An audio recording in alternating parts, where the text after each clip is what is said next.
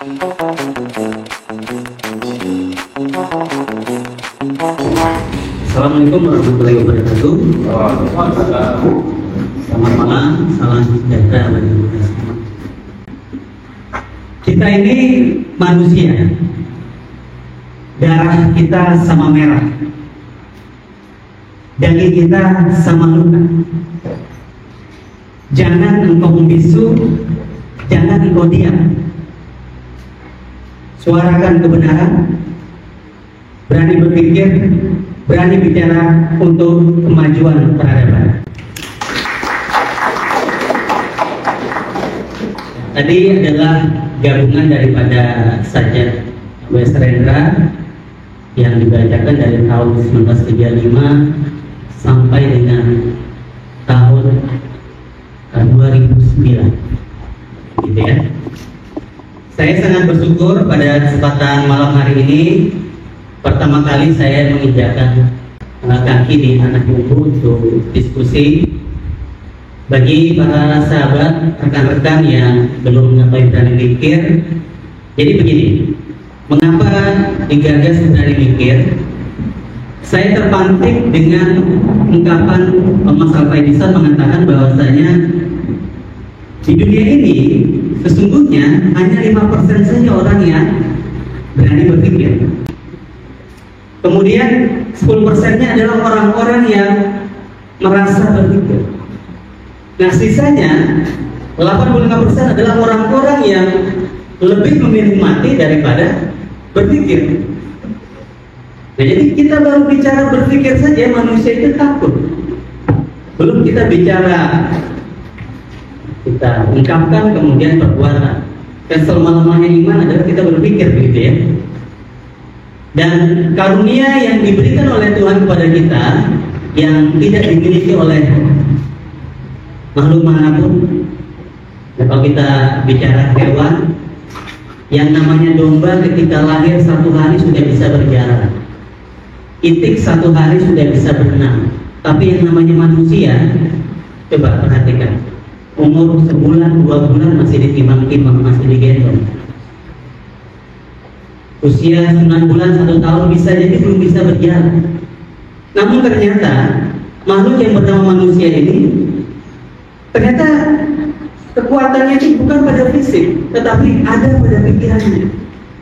Tetapi itu justru yang tidak dimaksimalkan, yang tidak digali lebih lanjut. Oleh karenanya, tentunya kemajuan peradaban itu dimulai dari kita berani berpikir, gitu ya. Baik, yang saya hormati di sini ada Bang Haris, Bang Muhammad Haris, saya sebut Bang saja. Dan masih muda ya Bang ya. Kemudian Bang Ali Murtopo ini luar biasa, pecinya sudah ada Garuda, berarti Garuda ada di dadaku, bahkan di kepala. Ya. Yang tidak disangka-sangka tamu kehormatan kita Bang Andi Rusdianto. Jadi beliau selaku sekretaris DPD KNPI Provinsi Kalimantan Selatan ya. Kemudian juga beliau juga sebagai anggota dewan. Artinya saya salut kepada beliau.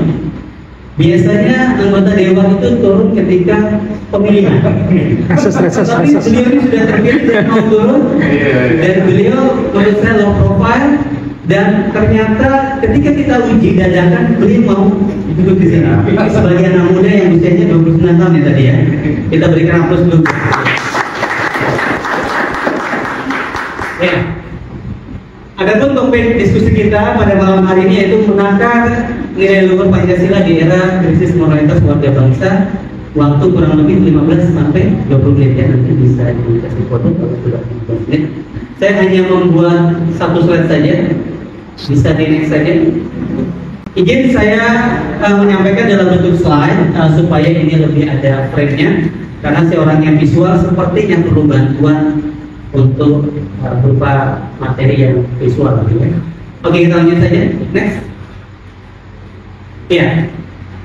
Pancasila itu hadirnya dalam konteks sejarah itu diperkenalkan di saat BPUPKI ya, Badan Penyelidikan usaha persiapan kemerdekaan Indonesia.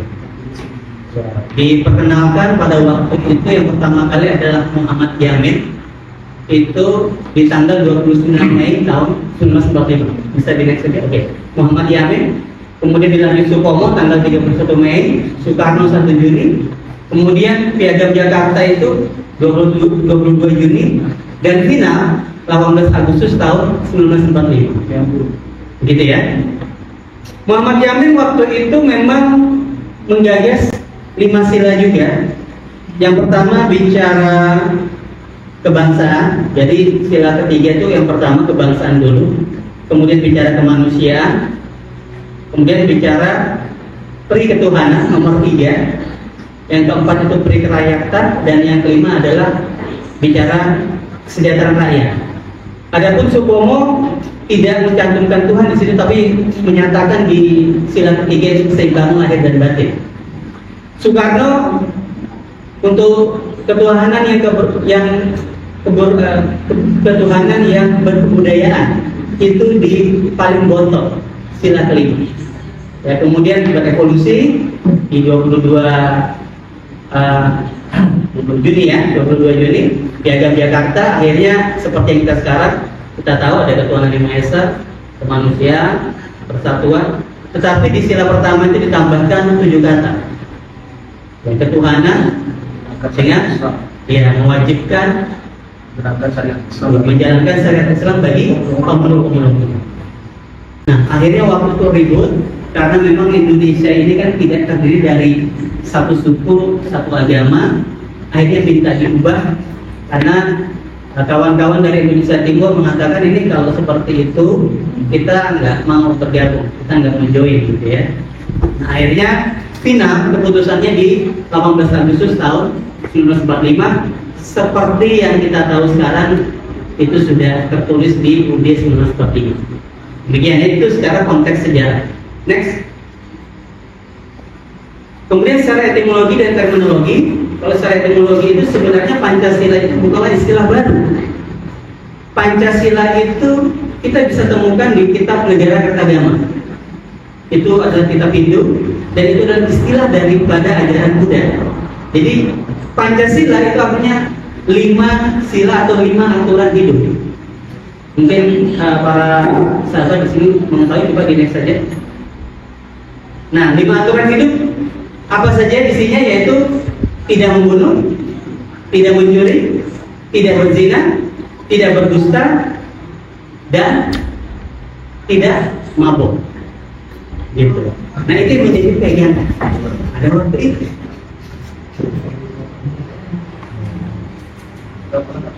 Ya, kalau kita bicara Sunan Ampel, mau limo gitu ya.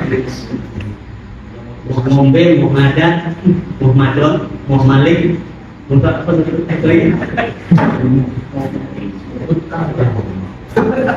Jadi mau main ya, nggak main judi, nggak minum, nggak minum keras, nggak main perempuan, tidak berzina, gitu. Kemudian tidak madat, tidak ngobat, kemudian juga tidak bunuh. Kemudian Soekarno sendiri mengatakan Pancasila itu sebagai filosofi groundslide, sebagai dasar filosofi atau prinsip hidup bangsa Indonesia. Artinya kalau diibaratkan bangunan itu, Pancasila adalah fondasi. Ya, kalau para sahabat mungkin pernah lihat kalau pembangunan, yang namanya pembangunan itu fondasinya harus benar. Kalau fondasinya itu keliru, maka yang di atas pasti akan keliru. Oleh karenanya Pancasila itu adalah sebagai fondasi bangsa ini, sehingga bangunan di atasnya itu seharusnya mengikuti daripada Pancasila ya, baik dari segi hukum, perundang-undangan, aturan dan lain sebagainya. Kemudian di next saja.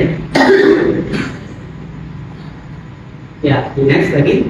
Nah, kita evaluasi terkait implementasinya. Coba kita refleksikan lagi. Memang luar biasa, the founding fathers kita telah berhasil mewujudkan ikatan dasar yang begitu universal. Bahkan Amerika saja kalah gitu ya.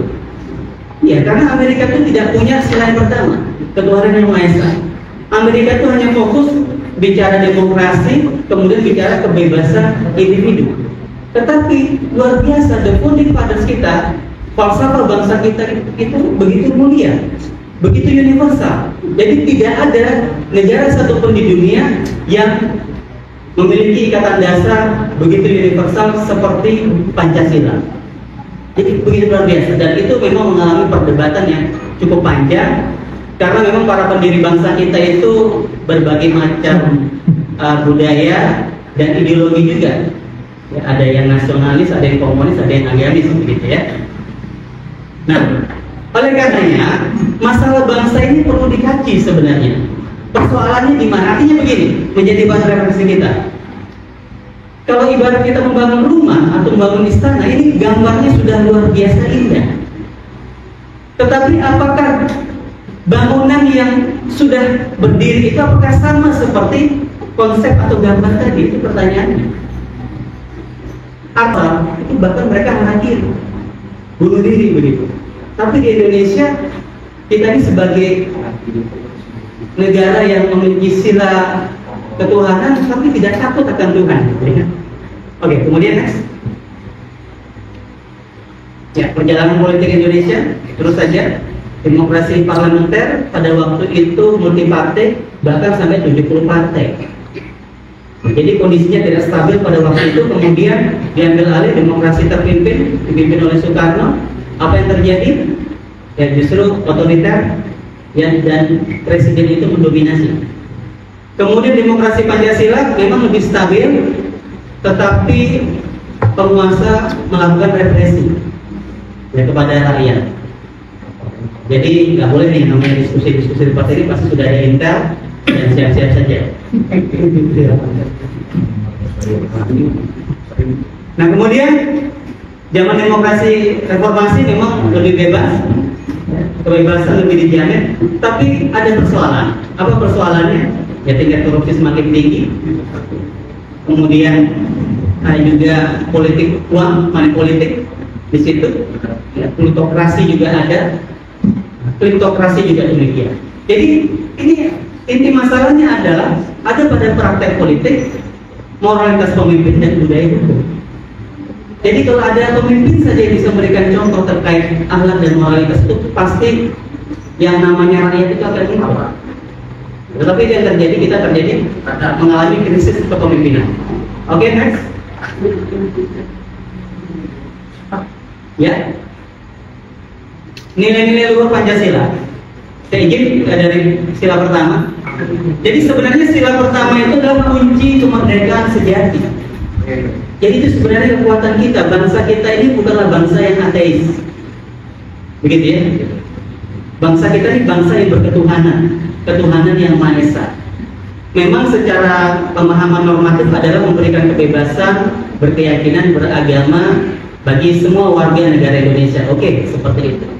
Tetapi ada satu hal yang kita lupa, bahwasanya Tuhan itu bukan hanya perlu diagung-agungkan dalam bentuk doa, ucapan-ucapan, nyanyi-nyanyian, tetapi Tuhan itu perlu ketunduk patuhan daripada makhluknya. Ya, coba kita perhatikan kehidupan di luar sana ya, di alam semesta. Jadi kalau kita bicara kepatuhan itu meliputi kewajiban segala hal. Ya, kepatuhan terhadap hukum, kepatuhan terhadap kebenaran, kepatuhan terhadap perintah ilahi.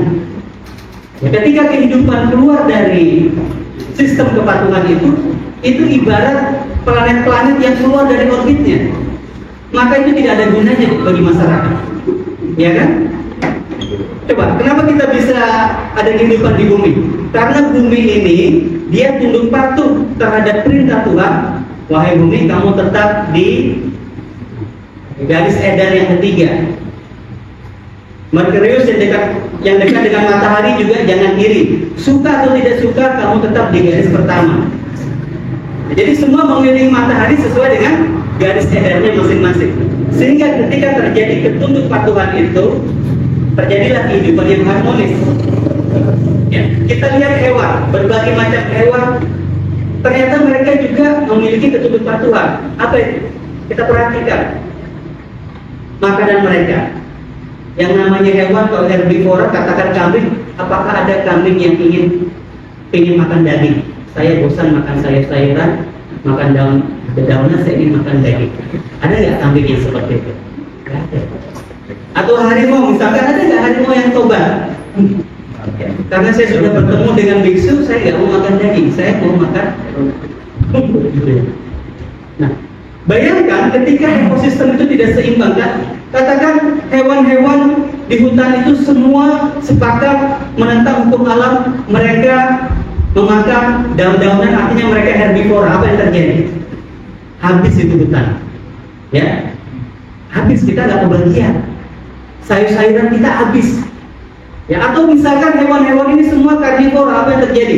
Mereka akan saling makan-memakan, akhirnya datang kepada kita, kita pun akhirnya menjadi tumbal, dimangsa oleh mereka. Oleh karenanya, ketunduk patuhan mereka itulah ya, sebagai sebuah harmoni. Nah, pertanyaannya, manusia hari ini ketika diciptakan Tuhan berada di puncak rantai makanan, kemudian dia tidak tunduk dan patuh terhadap aturan Tuhan, apa yang terjadi? Ya seperti sekarang, ya, kitabnya luar biasa, ya, ibaratnya kita punya kitab yang luar biasa, tapi cuma dibaca ketika upacara saja, tidak dipraktekkan. Tapi beda dengan orang-orang Jepang, walaupun nggak punya kitab, tetapi pendidikan karakter itu diinternalisasi semenjak mereka dari kecil, dan itu masuk dalam kurikulum pendidikan mereka. Tadi Bang Haris sudah sampaikan, belum bicara baca, tulis, dan hitung, ya, kelas 1, 2, dan 3. Tapi bicara bagaimana belajar ngantri, ya, bagaimana sopan santun, etika, moral, kejujuran, disiplin, itu. Oke, lanjut. Itu sila pertama, itu sebenarnya jadi kunci, ya, bicara prinsip ketaatan. Kemudian sila kedua, kemanusiaan yang ada dan beradab. Kalau kita bicara kemanusiaan itu adalah tolak ukurnya begini. Kemanusiaan itu adalah kita menyayangi orang lain, manusia lain itu seperti kita menyayangi diri kita sendiri. Kalau kamu tidak suka ditipu, jangan kamu menipu orang lain. Kalau kamu tidak suka digibah, jangan kamu dibangkang orang lain. Gitu ya. Kalau kamu tidak suka diambil barangmu, dicuri, jangan kamu mencuri barang milik orang lain. Ya. Kalau kamu tidak mau istrimu diambil oleh orang lain, jangan. Ada perselingkuhan juga, kan begitu. Itu bicara kemanusiaan yang adil dan beradab. Itu bicara keadilan dan beradab, di situ ukurannya. Lanjut, next. Kemudian persatuan Indonesia. Ya, jadi tanpa persatuan maka manusia nggak bisa bekerja sama. Tetapi anehnya kalau kita lihat dalam sistem pendidikan itu justru yang diperlombakan apa?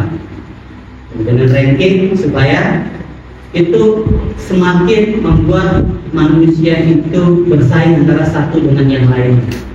Begitu ya. Tapi kalau pendidikan di Eropa bagaimana mereka berkolaborasi, ranking itu dihapuskan. Karena sifat dasar manusia itu pasti dia menjadi kompetisi bagi manusia yang lain. Yang sulit itu adalah bagaimana kita bekerja sama. Tapi yang dipertajam itu oke, sila keempat. Lanjut. Ya, kerakyatan yang dipimpin oleh hikmat bijaksana dalam permusyawaratan perwakilan. Nah, anehnya sila keempat itu mengatakan rakyat dipimpin oleh hikmat kebijaksanaan. Artinya rakyat itu seharusnya dipimpin. Tetapi negara kita bagaimana hari ini? Suara rakyat adalah suara Tuhan. Jadi memimpin siapa? Rakyat. Suara rakyat harus didengarin. Gitu. Anehnya, oke, suara rakyat adalah suara Tuhan, kita anggap begitu. Anehnya Tuhan itu bisa dibayar ketika tahun-tahun politik 200.000, 400.000, 1 juta. Sudah dibayar, sudah memilih, protes juga gitu. Lalu maunya apa? Gitu kan? Jadi wajar anggota dewan itu nggak mau turun gitu ya. Sudah banyak kok. Iya.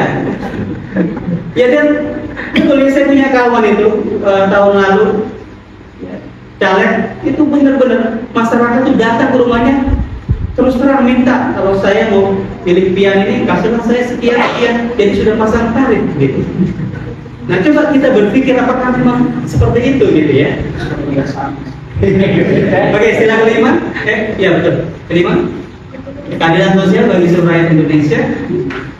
Jadi tidak boleh ada rakyat yang dizolimi, artinya ya tugas negara itu mencukupi kebutuhan sandang, pangan dan papan, gitu dong seharusnya. Ya, hadirnya negara begitu. Tetapi dikatakan juga negara yang melindungi, memelihara anak miskin, makin miskin dan anak durhaka. Nah, memelihara di sini maksudnya memelihara di santunya atau memang sengaja dihindari gitu?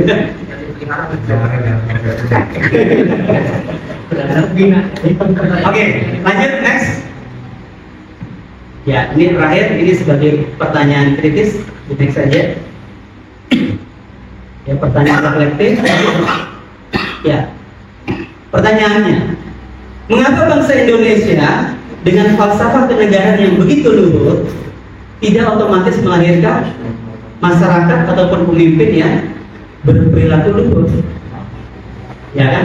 Tadi perbandingannya Eropa, Jepang nggak ada itu ketuhanan yang Maha Esa, tapi mereka justru lebih tunduk, lebih patuh gitu terhadap ajaran yang dikatakan itu ajaran dari Tuhan. Apa itu sebenarnya? Ya tidak berzina, tidak membunuh, tidak berdusta. Artinya perlu ada pendidikan moralitas yang universal sebenarnya ya. Jadi jangan sampai ketuhanan itu hanya dipahami ya sekadar ritualitas, simbolitas, ya berakhir sampai di situ. Jadi perlu ada pegangan kita bersama. Demikian, terima kasih atas waktu yang diberikan. Wassalamualaikum warahmatullahi wabarakatuh.